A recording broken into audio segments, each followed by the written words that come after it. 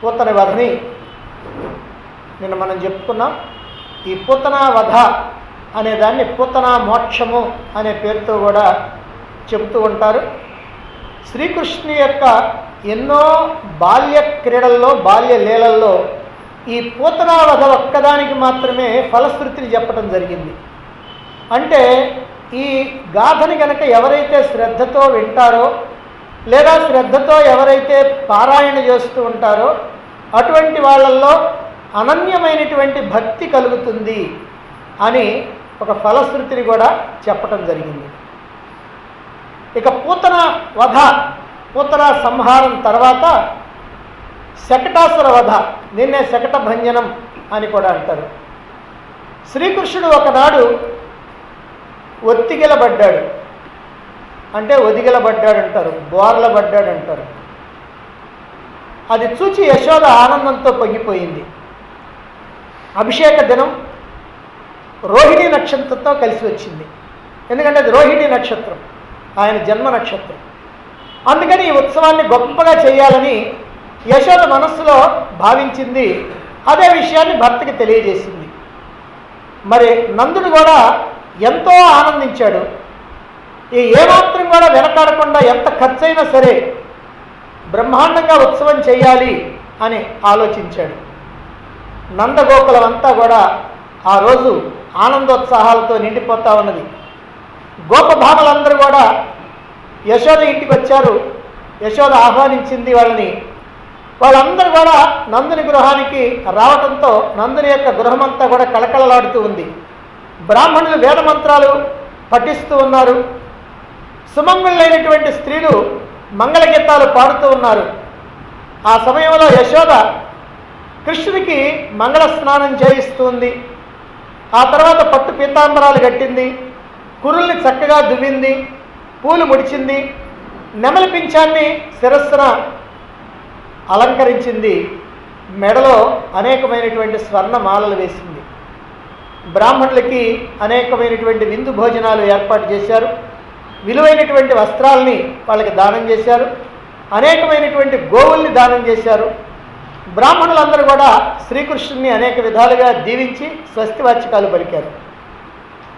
యశోద శ్రీకృష్ణుని ఒడిలోకి తీసుకొని పాలిచ్చింది. పాలు త్రాగి హాయిగా నిద్రపోతున్నాడు కృష్ణయ్య.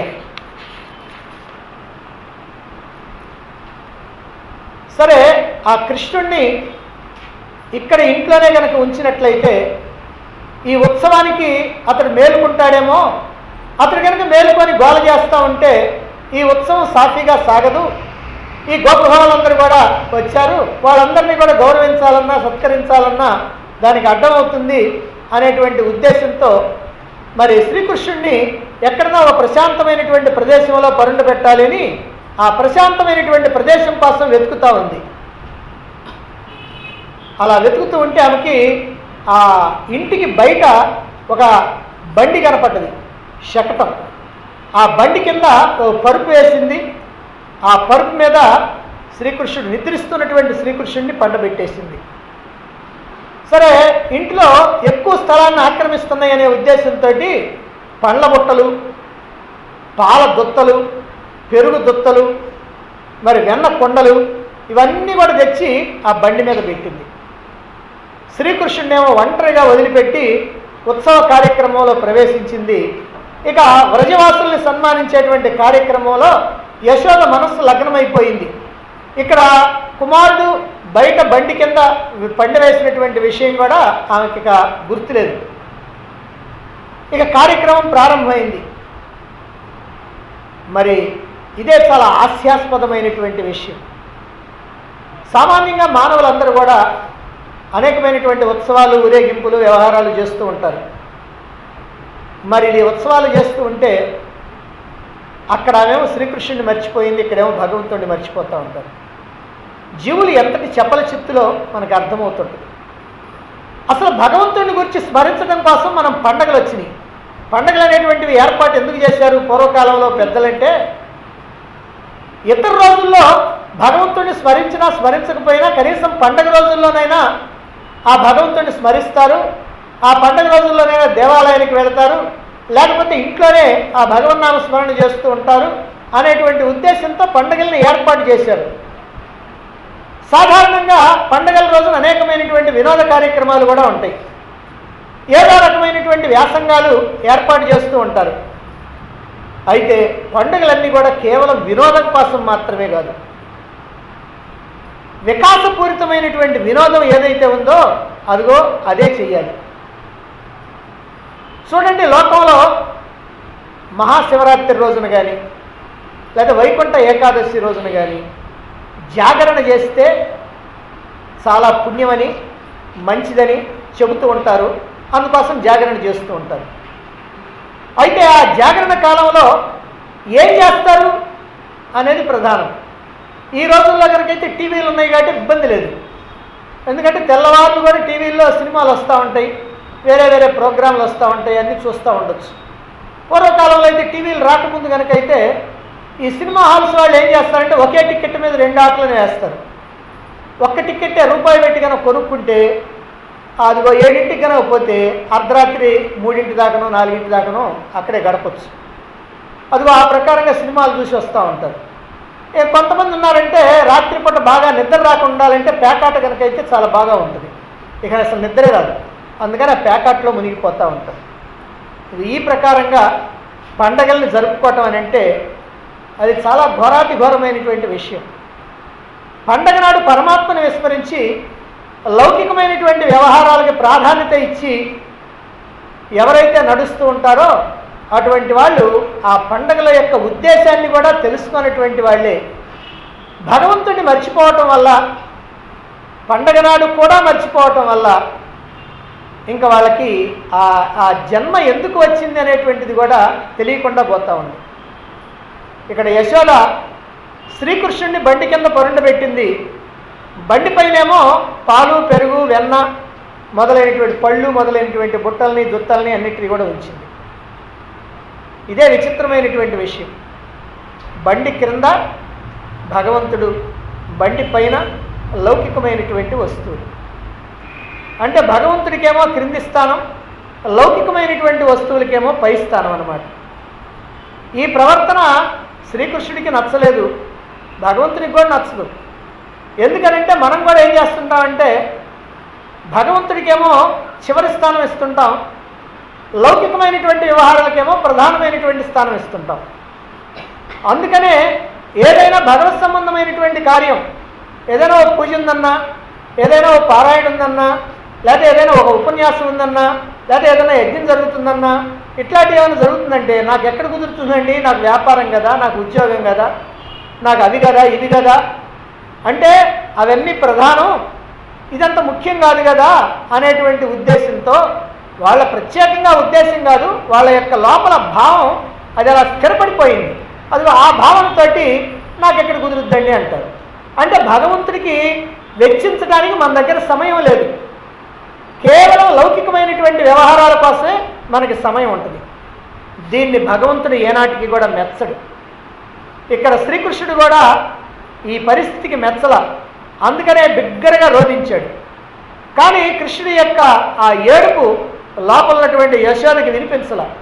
ఎందుకని వినిపించలేదనంటే ఆమె ఏదో ఫంక్షన్లో పెద్ద బ్రహ్మాండమైనటువంటి కార్యక్రమంలో నిమగ్నమైంది. ఇక కంసుడి యొక్క పరివారంలో శకటాసురుడు అనేటువంటి రాక్షసుడు ఉన్నాడు. పూతన యొక్క మరణ వార్త విన్న తర్వాత కంసుడు ఈ శకటాసురుడిని ఆజ్ఞాపించాడు, ఎలాగైనా సరే ఆ బాలుని నువ్వు సంహరించి రావాలి అని చెప్పాడు. ఈ శకటాసురుడు బండి మీద సూక్ష్మమైనటువంటి రూపంతో నిలిచాడు, అంటే కంటికి కనపడకుండా సూక్ష్మ రూపంతో ఉన్నాడు. బండి కింద ఉన్నటువంటి శ్రీకృష్ణుడు క్రీగంట చూచాడు, ఈ రాక్షసుడిని చూచి విషయం అంతా గ్రహించాడు. ఇక ఈలోగా బండి కదలటం ప్రారంభమైంది. అంటే ఎవరు లేరు, నడిపేవాళ్ళు ఎవరు లేరు, కానీ బండి తనంతట తానే అలా కాడి పైకి లేచింది, బండి ముందుకు కదులుతూ ఉంది. కొంత దూరం బండి ముందుకు కదిలి సాగిపోయింది. చుట్టుపక్కల ఆడుకుంటున్నటువంటి వాళ్ళు గోపబాలురు ఉన్నారు, వాళ్ళందరూ చూసి ఆశ్చర్యపోతున్నారు. తోలేటువంటి వాళ్ళు లేకుండా బండి కదిలిపోతుందే, ఏమిటా ఈ ఆశ్చర్యం, ఏమిటి ఈ విచిత్రం అమ్మో అని కొంతమంది భయపడ్డారు, కొంతమంది ఆశ్చర్యంగా చూస్తూ ఉన్నారు. ఎద్దులు లేవు, నడిపేటువంటి వాడు లేడు. అందువల్ల అందరూ కూడా విస్మయంతో ఆశ్చర్యంతో చూస్తూ ఉన్నారు. ఇంతలో వేగంగా బండి, అలా ముందుకు కదిలినటువంటి బండి మళ్ళీ వేగంగా వెనక్కి వస్తూ ఉంది. అంటే ఎక్కడైతే శ్రీకృష్ణుడు పడుకొని ఉన్నాడో ఆ శ్రీకృష్ణుడి మీదకి వస్తూ ఉన్నదన్నమాట. బండి ఎప్పుడైతే దగ్గరకు వచ్చిందో, దగ్గరికి రాగానే ఈ చిన్ని కృష్ణుడు తన సుకుమారమైనటువంటి పాదంతో ఒక్కసారి బండిని అట్లా తన్నాడు. అంతే, బండి అలా ఎత్తుకు ఎగిరిపోయింది. అలా ఎగిరి ఆకాశంలోకి ఎగిరి ఒక్కసారి బండి కాస్త తల్లకిందులైపోయింది. తల్లకిందులైపోయిన తర్వాత బండిలో ఉన్నటువంటి పెరుగు కొండలు కానీ, వెన్న దుత్తలు కానీ, పండ్ల బుట్టలు కానీ, పాల కొండలు కానీ అవన్నీ కూడా తిరగబడిపోయి, అలా తిరగబడిపోయి ఒక్కసారి ఆ బండి మీద నుంచి అంత ఆకాశం నుంచి ఎత్తున భూమి మీద పడిపోయి అన్ని చెల్లా చెదరైపోయినాయి. కొండలన్నీ పగిలిపోయినాయి, అలా చెల్లా చెదరైపోయినాయి ఉన్నాయన్నీ కూడా. ఇప్పుడు ఈ శకటం బండి భయంకరమైనటువంటి శబ్దంతో కింద పడి ముక్కలు ముక్కలైపోయింది. ఆ శబ్దానికి వ్రజవాసులంతా కూడా కదిలిపోయారు. ఇది భయంకరమైనటువంటి శబ్దం. వెంటనే రోహిణి, యశోద, నందుడు మొదలైనటువంటి వాళ్ళంతా, ఈ గోపికలు అందరూ కూడా పరుగులు తీసుకుంటూ వచ్చారు. ఏమిటా ఈ శబ్దం, ఏమిటా ఈ శబ్దం అని. ఇప్పుడు బాలకృష్ణుడు బోర్లబడి ఆడుకుంటా ఉన్నాడు. అప్పుడే ఆయన బోర్లబడినటువంటి రోజు. శ్రీకృష్ణుడికి దగ్గరగా బండి ఇరుసంత పొడవున్నటువంటి ఒక తెగినటువంటి పాదం పడింది. ఆ పాదం ఎవరిదేనంటే ఆ శకటాసురుడి యొక్క పాదం అన్నమాట. అంటే అతని యొక్క శరీరం అంతా ముక్కలు ముక్కలు ముక్కలు ముక్కలై ఒక ముక్క ఇదిగో ఇక్కడ ఈ శ్రీకృష్ణుడి దగ్గర పడి ఉందన్నమాట. ఇది ఎలా జరిగింది అని నందుడు, యశోద, ఆ రోహిణి అందరూ కూడా అక్కడ ఉన్నటువంటి వాళ్ళని అడుగుతూ ఉంటే అక్కడ ఆడుకుంటూ ఉన్నటువంటి గోపబాలురంతా జరిగినటువంటి విషయం అంతా పోసుగుచ్చినట్టుగా చెప్పారు. కృష్ణయ్య ఏడుస్తూ తన పాదంతో ఈ బండిని తన్నాడు, బండి తల్లకిందులైపోయింది అని వాళ్ళు తెలియజెప్పారు. తన బిడ్డకు ఏ ఆపద కలగనందుకు ఎంతో సంతోషపడి భక్తిపూర్వకమైనటువంటి కృతజ్ఞతతో నందబాబా చేతులు రెండు జోడించి భగవంతుడికి నమస్కారం చేశాడు. యశోద కృష్ణయ్యకి దిష్టి తీసింది, రోహిణి తాయెత్తు కట్టింది. నందుడు ఉత్తములైనటువంటి బ్రాహ్మణులను పిలిపించి కృష్ణయ్యకి ఆశీర్వాదం ఇప్పించాడు. శకటాసుర వధ అనేటువంటి ఈ లీల ద్వారా, ఇది బాలకృష్ణుని యొక్క రెండవ లీల. మొదటిది పూతన సంహారం, రెండవది శకటాసుర వధ. ఈ లీల ద్వారా శ్రీకృష్ణుడు చక్కని ఆధ్యాత్మిక సందేశాన్ని అందించడం జరిగింది. మానవ జీవితమే ఈ శకటం. ఈ మానవ శరీరాన్ని బండితో పోలుస్తారు కాబట్టి మానవ శరీరమే ఈ శకటం. ఈ బండి ఒక ఇరుసు మీద ఉంటుంది, అదే సత్యము అనేటువంటి ఇరుసు మీద ఆధారపడి ఉంటుంది. సత్యం అనేటువంటి ఇరుసు మీద ఈ మానవ శరీరం అనేటువంటి బండి ఆధారపడి ఉంటుంది. ఇక ఇరుసుకి రెండు వైపులా కూడా రెండు చక్రాలు ఉంటాయి, అవే ప్రవృత్తి, నివృత్తి. ఈ ప్రవృత్తి, నివృత్తి. ప్రవృత్తి అని అంటేనేమో ప్రాపంచిక విషయాల్లో జోక్యం కలగజేసుకోవటం. నివృత్తి అని అంటేమో ప్రాపంచిక విషయాల నుంచి వెనక్కి వచ్చి పరమాత్మ మీద నిలవటం. ఈ రెండు కూడా మానవుడికి ఉన్నాయి. కాసేపు అటు పోతుంటాడు, కాసేపు ఇటు పోతూ ఉంటాడు. ఈ రెండు కూడా రెండు చక్రాలు అన్నమాట. మరి ఈ రెండు చక్రాల ఆధారంగా ఈ బండి నడుస్తూ ఉంటుంది. అయితే ఈ బండికి సారథి ఎవరు కావాలి? ఈ బండికి సారథి భగవానుడే కావాలి, పార్థసారథే కావాలి. మామూలు సారథి పనికిరాడు. అందుకని అదిగో భగవంతుడి సారథి కనుకైతే ఈ బండి చక్కగా గమ్యస్థానాన్ని చేరింది. కానీ సారథి అయినటువంటి శ్రీకృష్ణుడిని ఎక్కడుంచారు? బండిలో ఉంచలే, బండి క్రింద. అంటే సారథేమో బండి కింద ఉన్నాడు, ఆయనకి సారథ్యం ఎట్లా చేస్తాడు? కుదరదు. సరే, పాలు, పెరుగు, వెన్న, నెయ్యి, పళ్ళు ఇవన్నీ ఎక్కడున్నాయి? బండిలో ఉన్నాయి. అంటే అవి సారథ్యం చేయాలి. అంటే అవేమిటి? లౌకికమైనటువంటి వస్తువులు అన్నమాట. అంటే లౌకికమైనటువంటి వస్తువుకి సారథ్య బాధ్యత అప్పచెప్పారన్నమాట. ఎప్పుడైతే లౌకికుడు సారథ్యం చేస్తే బండి తల్లకిందులవుద్ది. బండి సక్రమంగా సాగాలంటే పరమాత్మే కావాలి. మనకిక్కడ శుద్ధమైనటువంటి బుద్ధే పరమాత్మ. ఆ శుద్ధ బుద్ధి ఈ బండిని జీవన రథాన్ని నడపాలి. అప్పుడే నడవలసినటువంటి చోటుకు నడుస్తుంది, చేరవలసినటువంటి గమ్యస్థానాన్ని చేరుద్ది. అలా కనుక లేకపోతే ఏమవుద్ది? ఈ లౌకికమైనటువంటి విషయాలకి ప్రాధాన్యత ఇచ్చి పరమాత్మని కనుక కింద కనుక పొరండు పెట్టినట్లయితే ఈ బండి కాస్త ఏమవుద్దంటే తల్లకిందులైపోతుంది. భగవానుణ్ణి ఎవరైతే విస్మరిస్తారో వాళ్ళ యొక్క బ్రతుకులు ఎప్పుడు కూడా తారుమారు అవుతూ ఉంటాయి.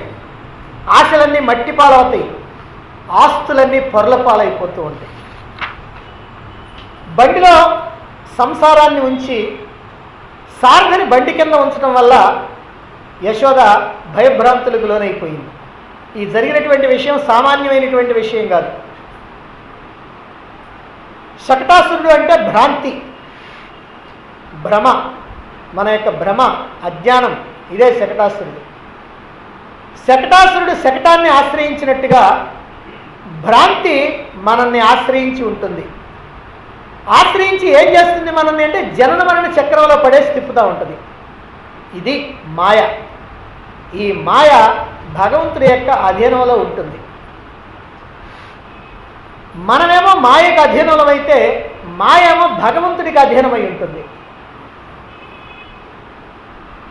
మాయాధీశుడైనటువంటి భగవానుడిని ఆశ్రయించినటువంటి వారు, ఆరాధించేటువంటి వారు మాయ నుంచి విడిపోయి తరిస్తారు. మాయను నమ్ముకొని మాయకు లోబడిపోయినటువంటి వాళ్ళు మోసపోతూ ఉంటారు. అందుకని మనం ఏం చేయాలంటే మాయాధీశుడైనటువంటి ఆ పరమాత్మనే ఆశ్రయించాలి. ఈ సత్యం శకటాసుర వధ ద్వారా భగవానుడు మనకి తెలియజేస్తూ ఉన్నాడు.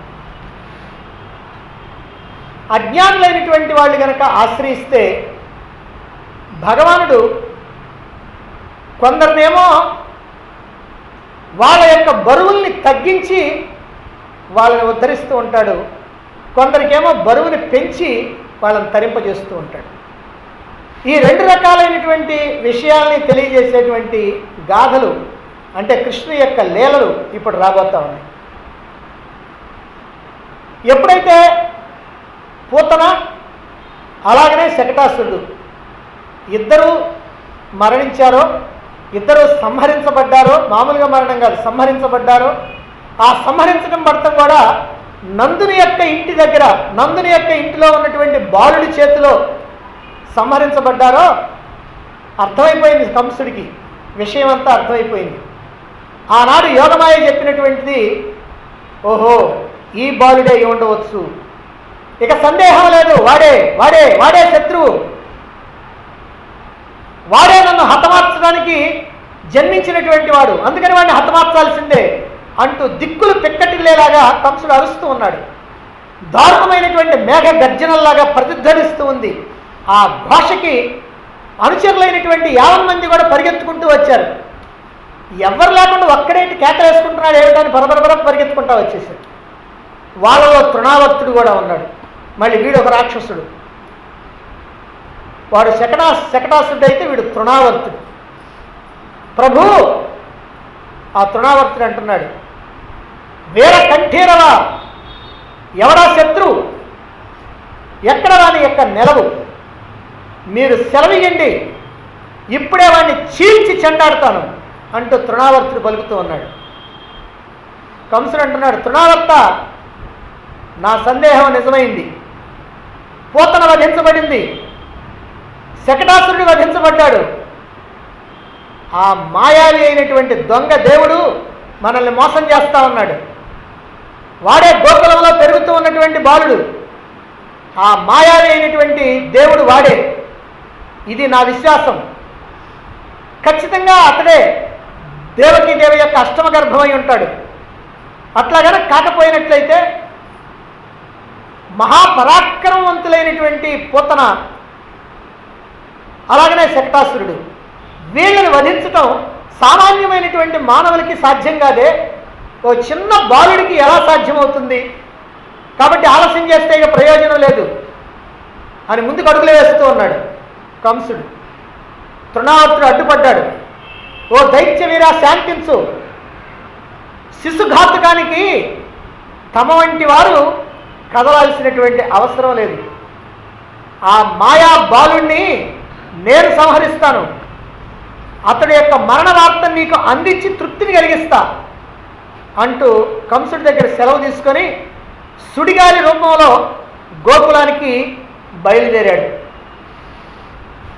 కృష్ణయ్యకి సంవత్సరం వయసు వచ్చింది. ఇక వచ్చి రానటువంటి మాటలు నచ్చేటట్టుగా మాట్లాడుతూ ఉన్నాడు. నెమలి యొక్క నృత్యం ఎలా ఉంటుందో అలా మయూరపు నడకని అనుకరించేటువంటి విధంగా తప్పటడుగులు వేస్తూ నడుస్తూ ఉన్నాడు. జగన్నాటకాన్ని నడిపే సూత్రధారి.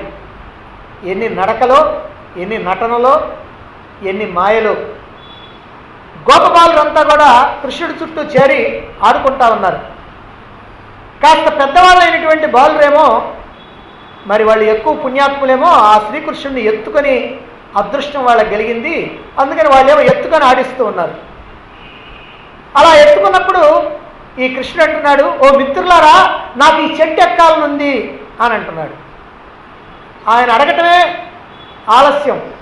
ఈ బాలురు ఏం చేశారంటే, ఓ అలాగే ఎక్కిస్తాం అని గోపబాలురు శ్రీకృష్ణుని చెట్టు దగ్గరికి తీసుకెళ్ళారు.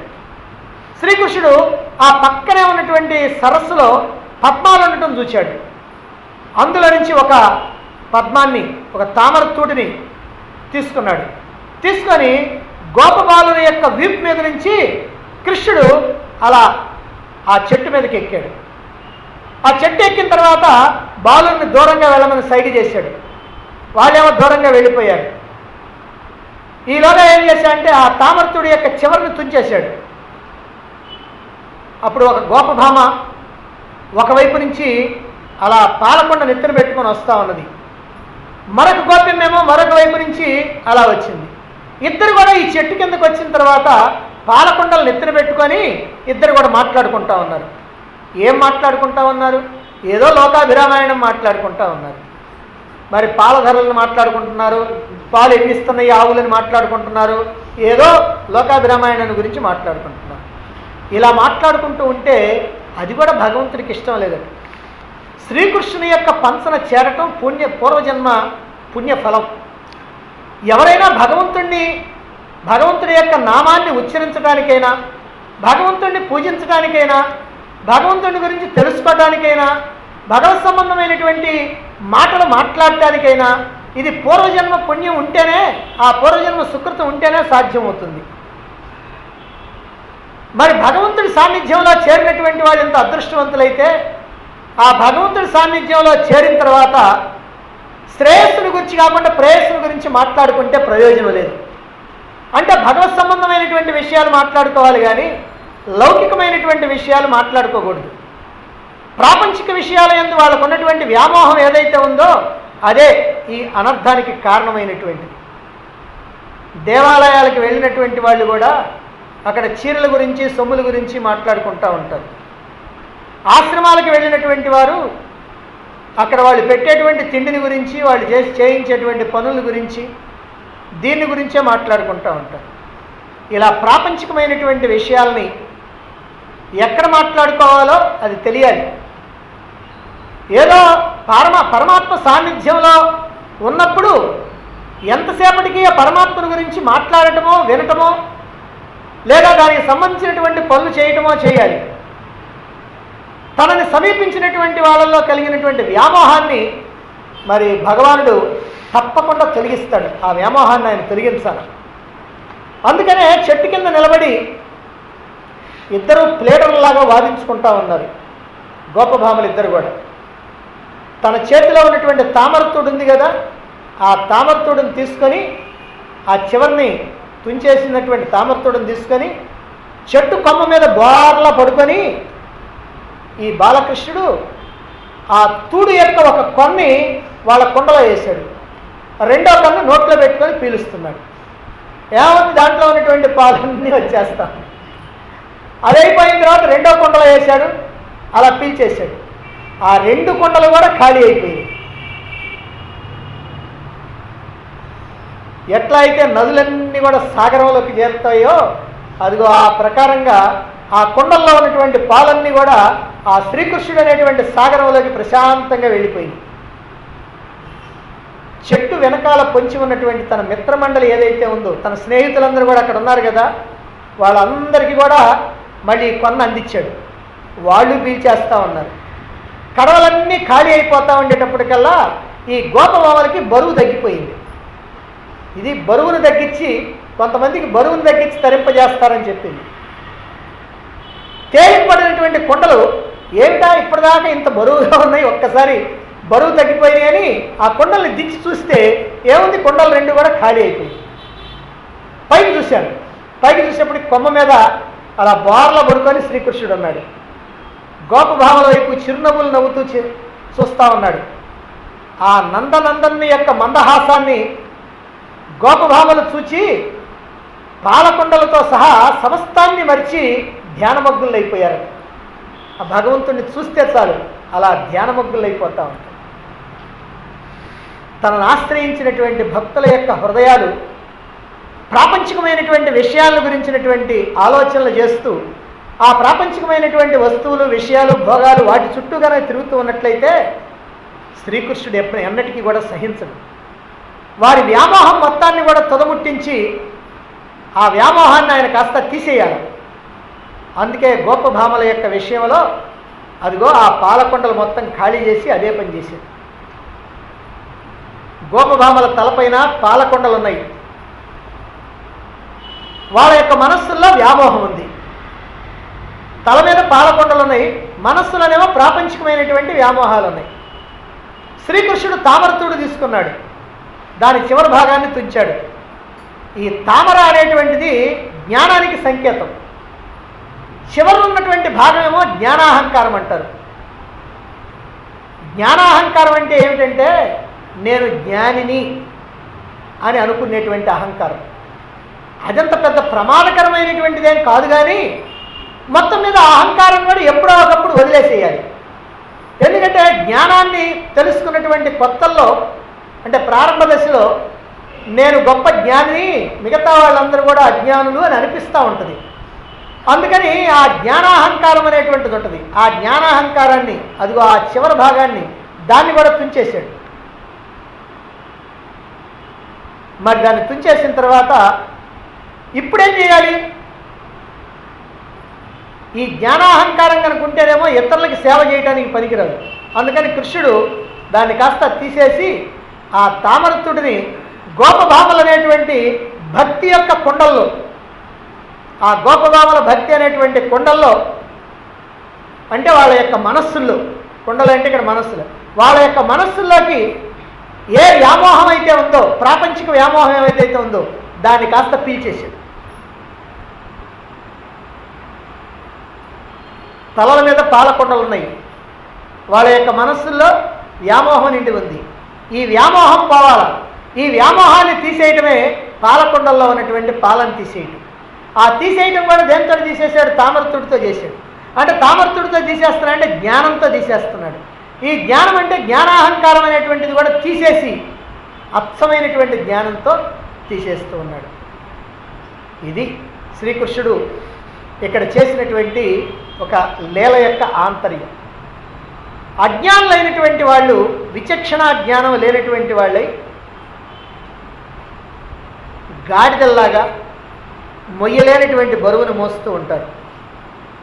అటువంటి వారు శ్రీకృష్ణుని కనుక ఆశ్రయిస్తే వాళ్ళ హృదయాల్లో ఉన్నటువంటి వ్యామోహం అనేటువంటి ఈ గాడిద బరువు ఏదైతే ఉందో దాన్ని కాస్త ఆయన తొలగించేస్తాడు. హృదయాలన్నీ కూడా తేలికైపోతాయి. అంటే కొందరి బరువుల్ని తగ్గించి వాళ్ళని ఇలా తరింపజేస్తూ ఉంటాడు భగవానుడు. అయితే కొందరికేమో బరువుల్ని పెంచి కూడా తరింపజేస్తూ ఉంటాడు. ఆ బరువుల్ని పెంచి తరింపజేసేటువంటి విధానమే ఈ తృణావర్త సంహారం. తృణావర్తుడు బయలుదేరాడు, మధురానగరం నుంచి గోకులానికి బయలుదేరాడు. వచ్చేసాడు, ఇక్కడ గోకులంలోకి ప్రవేశించాడు. కుమారుణ్ణి చంకన వేసుకొని యశోద లాలిస్తూ ఉంది. కొంటి చేష్టలతో కన్నయ్య యశోదన్ని ఉడికిస్తూ నవ్వించసాగింది. ఇంతలో ఒక విచిత్రం జరిగిపోయింది. అది పగటి కాలమే అయినప్పటికీ కూడా ఒక్కసారిగా రాత్రిగా మారిపోయింది. అంటే గోకులం అంతా కూడా అంధకార బంధురమైపోయింది. చీకట్లు ముసురుకున్నాయి, గాలి తీవ్రంగా వీస్తూ ఉంది. శ్రీకృష్ణుడేమో బరువెక్కుతున్నాడు. ఎప్పుడైతే బరువెక్కుతున్నాడో మొయ్యలేక ఆ రెండో సంఖ్య ఎత్తుకుంది. ఈ రెండో సంఖ్యలో ఎత్తుకున్న మొయ్యలేక మళ్ళీ మొదటి సంఖ్య ఎత్తుకుంది. ఇక సాధ్యం కాల, ఇంకా ఇంకా బరువెక్కుతున్నాడు. ఇక ఆ బరువు మొయ్యటం యశోదకి సాధ్యం కాల, అందుకనే కిందకి దించేసి. కాబట్టి ఇలా భగవంతుణ్ణి అలా మోయలేనటువంటి స్థితిలో అలా కిందకి దించేసింది. అంటే అలా దించడం కోసమే భగవాన్ ఇట్లా బరువెక్కడం జరిగిందనమాట. ఇక గోకులం అంతా కూడా తీవ్రమైనటువంటి సుడిగాలి, ధూళితో కప్పబడిపోయింది. దిక్కులు కనిపించడం వల్ల చిమ్మ చీకటి, గోకులం అంతా కూడా ఎక్కడ చూసినా దుమ్ము ధూళి, కళ్ళు తెరవడానికి కూడా వీలు కావట్లా. క్షణానికి కూడా ఈ సుడిగాలి బాగా తీవ్రమైపోతూ ఉంది.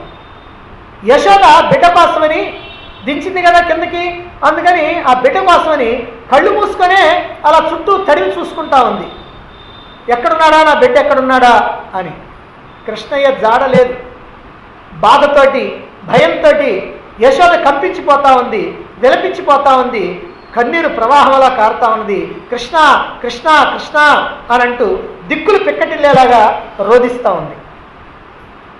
పాపం ఆ సుడిగాలి కన్నయ్యని ఆకాశానికి ఎత్తుకుపోయిందని ఆ యశోదకి ఏం తెలుసు? తెలియదు. ఒక ముహూర్త కాలం సుడిగాలి విజృంభించిపోయింది. ఎక్కడి వాళ్ళు అక్కడ ప్రాణాలు అరచేతిలో పెట్టుకొని ఏదో ఒక ఆధారం కనుక కనిపిస్తే ఆ ఆధారాన్ని పట్టుకొని నిలబడుతూ ఉన్నారు. కొద్దిసేపటికి చీకటి విచ్చిపోయింది, వెలుతురు వస్తూ ఉంది, వాయువు కూడా శాంతించింది. తల్లులందరూ కూడా తమ తమ బిడ్డలు ఎక్కడున్నారా అని చెప్పి వెతుక్కుంటూ ఉన్నారు. వాళ్ళ బిడ్డలు కనపడగానే తీసుకొని ఇంట్లోకి వెళ్ళిపోతూ ఉన్నారు. యశోద పరిస్థితి అయోమయంగా ఉంది. ఎందుకంటే ఎక్కడా కృష్ణయ్య జాడ కనపడుతుల్లా. అన్ని చోట్ల వెతికింది, కన్నీరు గారుస్తూ భూమి మీద పడి రోధిస్తూ ఉంది. యశోదను చూచి గోపభామలు కూడా అంతా ఏడుస్తూ ఉన్నారు. కృష్ణుణ్ణి అపహరించి ఎత్తుకుపోయినటువంటి వాడు ఎవడో కాదు, అది సుడిగాలి కాదు, వాడే తృణావర్తుడు అనేటువంటి రాక్షసుడు. వాడే సుడిగాలి రూపంలో బాలుని ఎత్తుకొని వెళ్ళాడు. శ్రీకృష్ణుని తీసుకొని అలా ఆకాశాన అలా పైకి వెళుతూ ఉన్నాడు. బాలకృష్ణుడు అక్కడ బరువయ్యాడు. క్షణానికి బరువు అధికమైపోతా ఉంది. ఇక శ్రీకృష్ణుని మొయ్యటం తృణావర్తుడికి సాధ్యం కాల. ఆ శ్రీకృష్ణుని ఎత్తుకొని ఒక్క అడుగు కూడా ముందుకు వేయలేకపోతా ఉన్నాడు. కృష్ణుణ్ణి వధించడం అంత తేలికైనటువంటి పని కాదు అని తృణావర్తుడు గ్రహించాడు. అందుకని వదిలిపెట్టి వెళ్ళాలని నిశ్చయించుకున్నాడు. వీడు తెలివిగా ప్రాణాలు పోకుండా రక్షించుకోవాలని చెప్పి వదిలేసి వెళ్ళిపోదామని చెప్పి ఆయన వదిలేయడానికి ప్రయత్నం చేస్తున్నాడు. కానీ అప్పటికే శ్రీకృష్ణుడు వాడి యొక్క కంఠాన్ని గట్టిగా పట్టుకున్నాడు. అలా గట్టిగా పట్టుకొని ఆ చేతులతో నొక్కేటప్పటికీ ఆ తృణావర్తుడిలో ఉన్నటువంటి ఆ కదలిక కాస్త ఆగిపోయింది. ప్రాణాలన్నీ కూడా ఎగిరిపోయినాయి. పెద్ద కేకతో తృణావర్తుడు ప్రాణాలు విడిచిపెట్టి ఆ గోకులంలో ఆకాశం నుంచి అక్కడ ఢామున పడిపోయాడు. నెల దారుణంగా పడ్డటువంటి ఆ తృణావర్తుడి యొక్క భయంకరమైనటువంటి మృతదేహాన్ని చూసి ఆ వ్రజవాసులంతా కూడా కంగారు పడిపోయారు. తనకేమీ తెలియనట్టుగా ఈ చిన్ని కృష్ణుడు మాత్రం ఆ తృణావర్తుడి శరీరం మీద నుంచి క్రిందికి మెల్లిగా దిగుతూ ఉన్నాడు. శ్రీకృష్ణుని యొక్క ఈ అద్భుతమైనటువంటి లీలని నందుడు, యశోద, మరి వ్రజవాసులైనటువంటి వాళ్ళు గోపికలు వాళ్ళందరూ అమితమైనటువంటి ఆనందంతో తిలకిస్తూ ఉన్నారు. ఇది దర్శించినటువంటి మా పుణ్యమే పుణ్యము, ఎంత పుణ్యం చేసుకొని ఈ వ్రజవాసులుగా మనం జన్మించామో అని వాళ్ళు భావిస్తూ ఉన్నారు. గత జన్మములనేమి నోచితిమో, యాగశ్రేణులేమేమి చేసితిమో, ఎవ్వరికేమి పెట్టితిమో, ఏ చింతారకిం ప్రొద్దుపుచ్చితిమో, సత్యములేమి పల్కితిమో, ఏ సిద్ధి ప్రదేశంబు ద్రక్కితిమో, ఇప్పుడు చూడగంటి మితటం కృష్ణార్ధకం నిర్భయం. ఇదిగో ఇప్పుడు ఏమేమి చేశామో పుణ్యాలు, గత జన్మల్లో ఏమి నోములు నోచామో, ఏమి యజ్ఞయాగాదులు చేశామో, ఎవరికి ఏమి పెట్టామో, ఏ దాన ధర్మాలు చేశామో, ఏ భగవన్ నామస్మరణం చేశామో, ఏ భగవత్ కార్యాలతో పొద్దుపుచ్చామో, ఏ సత్యాన్ని పలికామో, ఏ సిద్ధ ప్రదేశాలు, ఏ పుణ్య ప్రదేశాలని మనం అందుకున్నామో, ఇప్పుడు ఇదిగో వాటన్నిటి యొక్క ఫలితాన్ని ఇప్పుడు చూస్తున్నాం. ఇదిగో ఈ మహానుభావుడు నిర్భయుడైనటువంటి ఈ కృష్ణుణ్ణి, ఈ బాలకృష్ణుని యొక్క లీలను చూడగలుగుతున్నాం అని వ్రజవాసులంతా కూడా తమ తమ పుణ్యాన్ని స్మరించుకోసాగారు. సదా భగవదారాధన ఎవరైతే చేస్తారో అటువంటి వాళ్ళకి తప్పనిసరిగా దాని యొక్క ఫలితం కనిపిస్తుంది. ఇచ్చినటువంటి దానాలు కానీ, చేసినటువంటి పుణ్యకార్యాలు కానీ వృధా కాలేదని, వాటి యొక్క సమిష్టి ఫలితమే అదిగో ఆ కన్నయ్య కన్నుల ముందు నిలిచి ఉన్నాడని భావించి నందుడు కూడా కంటతడి పెట్టుకున్నాడు. కన్నా క్షేమంగా ఉన్నావా, భయపడలేదు కదా అని తల్లి యశోద ప్రశ్నిస్తూ ఉంది. రోహిణి దిష్టి తీసింది. నాన్న ఏమి జరిగింది అని యశోద అడిగింది. అప్పుడప్పుడే మాటలు వస్తూ ఉన్నటువంటి శ్రీకృష్ణుడు అంటున్నాడు, అమ్మా నువ్వు నన్ను చంక నుండి దించేశావు కదా, వీడొచ్చి నన్ను ఎత్తుకొని ఆకాశానికి ఎగిరిపోయాడు, నేనేమో వాడి పీకను గట్టిగా పట్టుకున్నాను, గాలి కూర్చోడు కింద పడిపోయాడు అన్నాడు. యశోద కళ్ళు చెమ్మగిల్ని, నా తండ్రి ఇంకా నిన్నెప్పుడు నేను దించనయ్యా అని అంటూ కంటినీరు పెట్టుకుంది. కన్నయ్యను చూసింది. చతుర్వేదాలని కూడా తన యొక్క నాభియందు నింపుకున్నటువంటి పరమాత్మ తల్లిని తృప్తిపరిచేందుకు వచ్చి రానటువంటి మాటలు మాట్లాడుతూ ఉన్నాడు. అందుకనే అనిర్వచనీయం ప్రేమస్వరూపం అని నారద భక్తి సూత్రాల్లో నారదుడు తెలియజేశాడు. భగవత్ ప్రేమ ఎలాంటిదంటే నిర్వచించడానికి వీలు లేనటువంటిది అని. ఇప్పుడు యశోద కన్నయ్యని లోపలికి తీసుకెళ్ళి పాలిచ్చి ఉయ్యల్లో పరుండబెట్టి ఇప్పుడు జోలపాటుతో నిద్రపుచ్చుతూ ఉంది. ఎలా?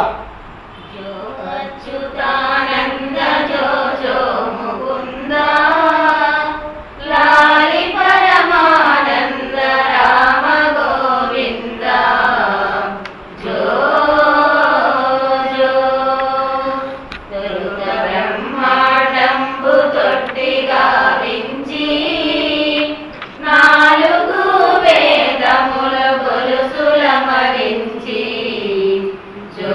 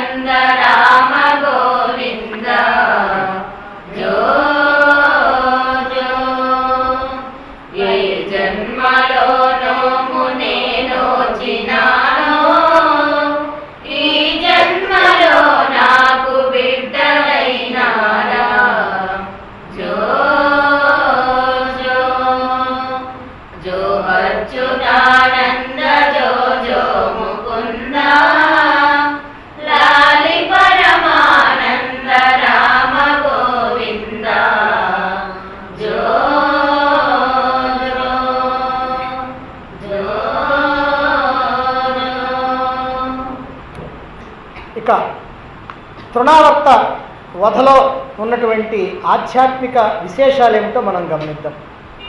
తృణం అంటే గడ్డి, ఆవర్తుడు అంటే తిరిగేవాడు, గడ్డి అంటే అల్పమైనటువంటి విషయం. అంటే అల్పమైనటువంటి విషయాల్లో తిరిగేటువంటి వాడే తృణావర్తుడు. తృణావర్తుడు అంటే ఇక రెండో విషయం లేకుండా ఎప్పుడు కూడా ఈ ప్రాపంచికమైనటువంటి అల్పమైనటువంటి సుఖాలిస్తాయి అనుకునేటువంటి ఈ తాత్కాలికమైనటువంటి ఈ అనిత్యమైనటువంటి విషయాల్లో తిరిగేటువంటి వాడే ఈ తృణావర్తుడు. అంటే కోరికలతో వేగిపోయేటువంటి వాడు అని అర్థం. అంటే కోరికలు ఎప్పుడు కూడా మనలోకి ఎలా వస్తాయంటే సుడిగాలిలాగా వస్తాయి. సుడిగాలిలాగా వచ్చి కోరికలు అల్లకల్లోలం సృష్టిస్తూ ఉంటాయి. ఈ కోరికల కారణంగానే కుటుంబాల్లో ఎన్నో రకాలైనటువంటి పొరపత్యాలు వస్తూ ఉంటాయి. వాళ్ళల్లో ఉండేటువంటి ప్రేమ అనురాగం కూడా తగ్గిపోద్ది, భార్యాభర్తల మధ్య కూడా ప్రేమ అనురాగం తగ్గిపోద్ది. అందుకని ఈ సుడిగాలి ఎప్పుడైతే వచ్చేసిందో, అల్లకల్లాలో సృష్టించేసిందో, అలాంటి సమయాల్లో కోరికలతో వేగిపోయేటువంటి ఆ సమయంలో భగవంతుడి యొక్క నామాన్ని వదిలేస్తాం. కోరికలు బాగా విపరీతంగా కనుక ఉంటే భగవంతుడు గుర్తురాడు. ఎంతసేపటికి ఆ కోరికలు ఎట్లా తీర్చుకోవాలనేటువంటి ఆలోచన. భగవంతుడిని వదిలేయటమే కాదు, ఆచార్యుడిని, పెద్దల్ని, అందరినీ కూడా వదిలేస్తూ ఉంటారు. అదే సుడిగాలిలో యశోద శ్రీకృష్ణుని వదిలేయటమంటే, శ్రీకృష్ణుడిని యశోద అలా కిందికి దించేసింది, సుడిగాలి వచ్చేసింది. సుడిగాలి అంటే కోరికలు, అందుకనే కృష్ణుడిని దించేసింది. తిరిగి మళ్ళీ కొంతసేపటికి గాలి తగ్గిపోయింది అంటే కోరికలు శాంతించినాయి అన్నమాట లోపల. కోరికల గోళ ఎప్పుడైతే తగ్గిపోయిందో ఇప్పుడు చిత్తం ప్రశాంతమైపోతుంది. చిత్తం ఎప్పుడైతే ప్రశాంతమైందో భగవంతుడి కోసం విలపిస్తుంటాం. ఇప్పుడు భగవంతుడు గుర్తుకొస్తూ ఉంటాం. ప్రశాంతమైనటువంటి చిత్తంలో భగవంతుడు గుర్తుకొస్తూ ఉంటాం. అప్పుడు ఆచార్యుడిని ఆశ్రయిస్తూ ఉంటారు. అదే కృష్ణ కృష్ణ కృష్ణ అని తపించటం. యశోద కృష్ణ కృష్ణ అని పిలిచింది ఈ సుడిగాలి తగ్గిపోయిన తర్వాత. అంటే భగవంతుడి కోసం తప్పించిపోవటం అన్నమాట. ఇలా భగవంతుడి కోసం తప్పిస్తే చాలు, ఎవరిలోనైనా సరే కోరికల గోళ తగ్గిపోతుంది, భగవంతుడి యొక్క అనుగ్రహం సంపూర్ణంగా అందుతుంది. తృణావర్తుడు శక్తిహీనుడై శ్రీకృష్ణుడి చేత వధించబడ్డాడు. అంటే భక్తి కనుక పెరిగినట్లయితే భక్తి చేతిలో విషయాల రక్తి చావక తప్పదు. భక్తి కనుక మనలో పెరిగితే విషయాల పట్ల ఉన్నటువంటి ఆసక్తి తగ్గిపోద్ది. విషయాల పట్ల ఆసక్తి కనుక పెరిగితే భక్తి లేకుండా పోద్ది, భగవంతుడు లేకుండా పోతుంది, భగవంతుడి యొక్క ఆలోచన లేకుండా పోతుంది. అదే మనకిక్కడ చెప్పినటువంటి విషయం. ఎప్పుడైతే భక్తి పెరిగిందో, భగవంతుడి కోసం తప్పించావో, అప్పుడు విషయాల యొక్క గోళ పోతుంది. అంటే ఈ కోరికల గోళ, అంటే ఈ తృణావర్తుడు సంహరించబడతాడు. ఎప్పుడైతే ఈ కోరికల గోళ పోయిందో అదే ముక్తికి దారితీస్తుంది. తృణావర్త వధ ద్వారా ఈ సత్యాన్ని గ్రహించాలి. దీని నుంచి మనం నేర్చుకోవాల్సినటువంటి నీతి ఏమిటంటే, నీలో భగవద్భక్తి పెంపొందాలి. ఎలాంటి పరిస్థితుల్లో కూడా, ఏ రకమైనటువంటి కష్టాలు వచ్చినా, నష్టాలు వచ్చినా, బాధలు వచ్చినా, భయాలు వచ్చినా, అలజడులు, ఆందోళనలు వచ్చినప్పటికి కూడా భగవంతుడిని మాత్రం మర్చిపోకుండా ఉండాలి. ఏ సమయంలోనైనా భగవంతుని కనుక నువ్వు వదిలిపెట్టినట్టయితే నువ్వు కాస్త ప్రపంచానికి, ప్రాపంచికమైనటువంటి విషయాలకి దగ్గరైపోతావు. వాటి కారణంగా భగవంతుడికి నువ్వు దూరం అయిపోతావు. కనుక భక్తిని పెంపొందించుకోవాలి అని తెలియజెప్పటమే ఈ తృణావర్త వధలో ఉన్నటువంటి సారాంశం. ఈ తృణావర్తుడిని వధించేటువంటి నాటికి శ్రీకృష్ణుడి యొక్క వయస్సు 1 సంవత్సరం. ఇప్పటికి పూతన వధ, అలాగనే శకటాసుర వధ, మూడవది తృణావర్తుడి వధ. ఈ 3 కూడా 1 సంవత్సర కాలంలో జరిగిపోయింది. ఇప్పుడు శ్రీకృష్ణుడికి సంవత్సరం వచ్చిన తర్వాత యదువంశ పురోహితుడు, మహాతపస్వి అయినటువంటి గర్గ మహర్షి నందుడి ఇంటికి వచ్చాడు ఒక రోజున. నిజంగా వచ్చాడంటే ఆయన వసుదేవుడే పంపించాడు. వసుదేవుని యొక్క ప్రేరణతో వసుదేవుడు పంపగా గర్గ మహర్షి ఈ నందగోకులానికి వచ్చాడు. మహాత్ముల యొక్క రాక ఎప్పుడు ఎలా ఉంటుందంటే వసంత ఋతువులాగా ఆనందదాయకంగా ఉంటుంది.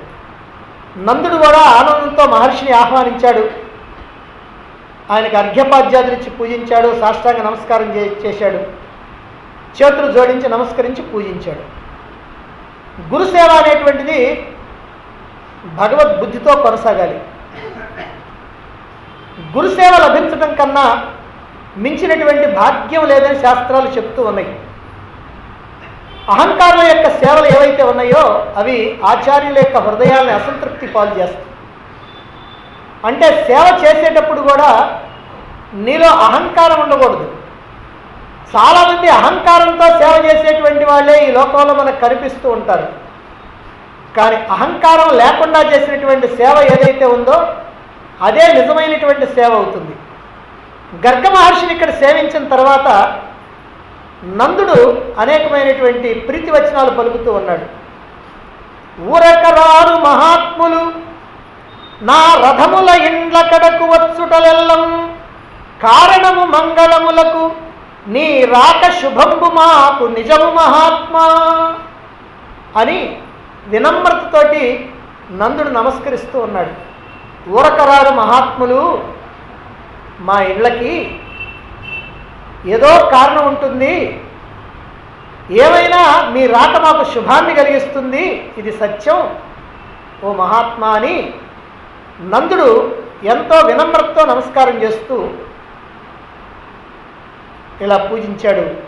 గర్గ మహర్షి మహాజ్ఞాని. ఆయన జ్యోతిష శాస్త్రాన్ని రచించాడు. ఆయన జ్యోతిష శాస్త్రంలో అందవేసినటువంటి చెయ్యి.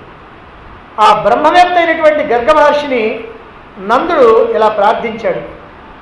అయ్యా, మీరు బ్రహ్మవేత్తల్లో శ్రేష్ఠులైనటువంటి వాళ్ళు, ఉత్తమ బ్రాహ్మణులు, గురువులు కనుక ఈ ఇద్దరు బాలకులకి నామకరణ సంస్కారాలు మీరు జరిపించండి అని అర్థించాడు బలరాముడికి శ్రీకృష్ణుడు. అప్పుడు గర్గుడు అంటున్నాడు, నందమహాశయ, నేను యదువంశం యొక్క పురోహితుణ్ణి అనేటువంటి విషయం జగత్ప్రసిద్ధిగాంచింది. ఈ విషయం కంసుడికి కూడా తెలుసు, నేను యదువంశానికి పురోహితుడిని. అదిగాక నీతో వసుదేవుడికి ఒక బ్రహ్మాండమైనటువంటి స్నేహం ఉంది.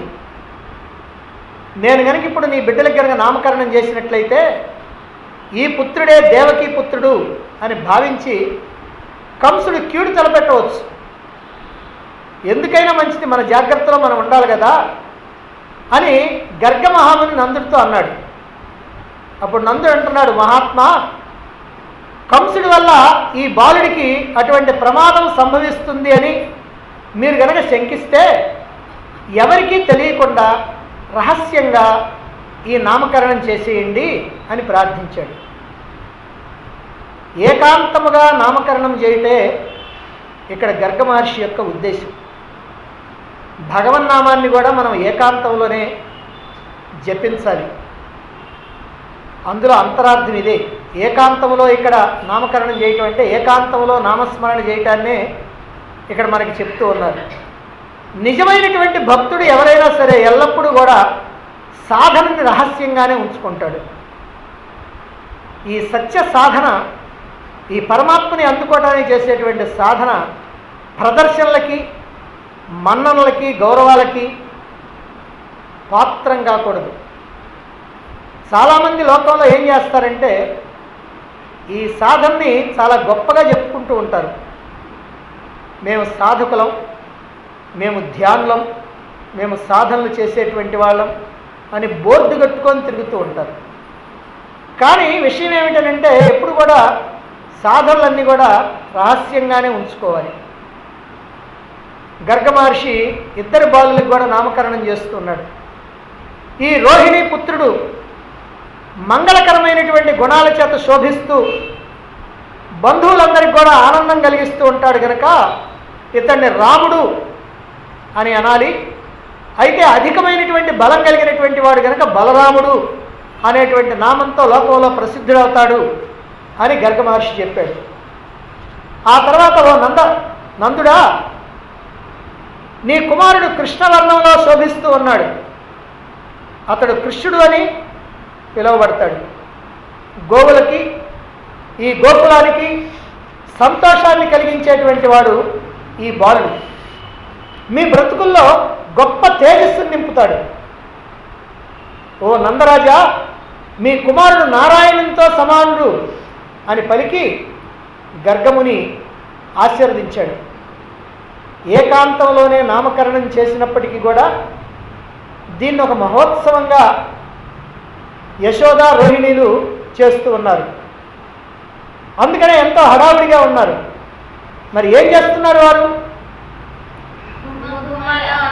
పువ్వులు తెచ్చి రకరకాలుగా దండలు గుచ్చి ఆనందముతో అలంకరించి స్వామికి పేరు పెడుతూ ఉంటే దర్శించే నా భాగ్యం ఎన్నో జన్మల పుణ్యం.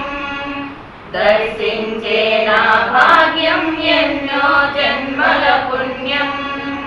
వైకుంఠనాథుడ వడిలో ఉంటే నందయశోదల భాగ్యమే భాగ్యం, భాగ్యమే భాగ్యం. మిలమిల మెరిసే మోహన రూపుని నిండు మనసుతో చూస్తూ ఉంటే మరువలేని ఈ రోజు ఎన్నో జన్మల పుణ్యం. మరువలేని ఈ రోజు ఎన్నో జన్మల పుణ్యం. గుమగుమలాడే పువ్వులు తెచ్చి రకరకాలుగా దండలు గుచ్చి ఆనందముతో అలంకరించి స్వామికి పేరు పెడుతూ ఉంటే దర్శించే నా భాగ్యం ఎన్నో జన్మల పుణ్యం. దర్శించే నా భాగ్యం ఎన్నో జన్మల పుణ్యం. గర్గ మహాముని ఆచార్యుండై నల్లని బాలుని చూసి మురిసే ఏమీ తెలియని చిన్నారునిలా నటించే ఆ శ్రీహరిగాంచే మరువలేని ఆనందం ఎన్నో జన్మల పుణ్యం. మరువలేని ఆనందం ఎన్నో జన్మల పుణ్యం. గుమగుమలాడే పువ్వులు తెచ్చి రకరకాలుగా దండలు గుచ్చి ఆనందముతో అలంకరించి స్వామికి పేరు పెడుతూ ఉంటే దర్శించే నా భాగ్యం ఎన్నో జన్మల పుణ్యం. దర్శించే నా భాగ్యం ఎన్నో జన్మల పుణ్యం. గోపాలాయని పేరుని పెట్టే గోకుల వాసులు పొంగిపోయే నందయశోదలు ఆనందముతో వచ్చిన వారికి కానుకలిచ్చే మరువలేని ఈ దృశ్యం ఎన్నో జన్మల పుణ్యం. మరువలేని ఈ దృశ్యం ఎన్నో జన్మల పుణ్యం. గుమగుమలాడే పువ్వులు తెచ్చి రకరకాలుగా దండలు గుచ్చి ఆనందముతో అలంకరించి స్వామికి పేరు పెడుతూ ఉంటే దర్శించే నా భాగ్యం ఎన్నో జన్మల పుణ్యం. దర్శించే నా భాగ్యం ఎన్నో జన్మల పుణ్యం. శ్రీకృష్ణుడే సర్వము తానై మురళీ గానము చేస్తూ ఉంటే నాలో ఏమో తెలియని ఊహలు వింత వింతగా కదులుతూ ఉంటే మరువలేని రోజు ఎంతో మధురముకుంటుందోయి. మరువలేని రోజు ఎంతో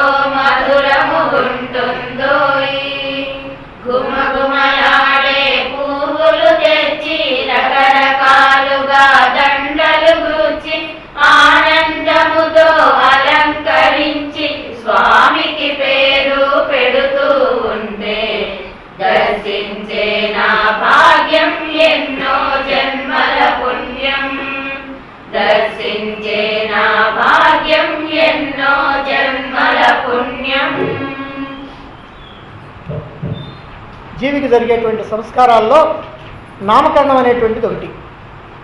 నామకరణం నాడు బిడ్డకు పేరు పెడతారు కనుక దీంట్లో అశ్వలాయన మహర్షి ఓ పద్ధతి చెప్పారు. అదేంటంటే మగపిల్లలకేమో సరిసంఖ్య వచ్చినట్టుగా పేరు పెట్టాలి, అంటే 2, 4, 6 అక్షరాలు ఉండాలి. అట్లానే ఆడపిల్లలకేమో బేసి సంఖ్య అంటే 3 అక్షరాలు 5 అక్షరాలు అట్లా ఉండాలి అని చెప్పి ఆయన చెప్తూ ఉంటాడు. అలాగనే చివర ఆతో కానీ ఈతో కానీ ఆడపిల్లల యొక్క పేరు ఆ అకారం లేదా ఇకారం, అంటే సుజాత, సుమతి, తి అంటే ఈ, అలా తా అంటే ఆ, అట్లా ఉండాలని చెప్పి చెప్తూ ఉంటారు. కొంతమంది జన్మ నక్షత్రాన్ని కూడా పెడుతూ ఉంటారు. ఇది ఈ కాలంలో అశ్వలాయన సూత్రాల్లో అశ్వలాయన మహర్షి చెప్పినటువంటి దాన్ని బట్టి ఇలా చేస్తూ ఉంటారు. ఇంకా పౌరాణిక కాలం నుంచి కూడా ఇష్టదేవతల యొక్క పేర్లు పెట్టడం కూడా ఉంది నామకరణానికి. ఎందుకంటే దేవతల పేర్లు భగవంతుడి పేరు కనుక పెట్టినట్లయితే అలా ప్రతిరోజు కనీసం వాళ్ళని పిలుచుకున్నప్పుడైనా ఆ పేరుతోటి ఆ భగవంతుని పిలిచినట్టు ఉంటుంది అనేటువంటి ఉద్దేశంతో, అలా భగవన్నామాన్ని ఉచ్చరించినటువంటి అదృష్టం కలుగుద్ది అనేటువంటి ఉద్దేశంతో పిల్లలకి అలా దేవుళ్ళ పేర్లు పెట్టుకోవటం కూడా ఉన్నది. అలా ఈ నామకరణం జరిగిపోయిన తర్వాత ఇక శ్రీకృష్ణుడి యొక్క చోరలీలలు ప్రారంభమవుతుంటాయి. వాటి గురించి మనం రేపటి నుంచి చెప్పుకుంటాం.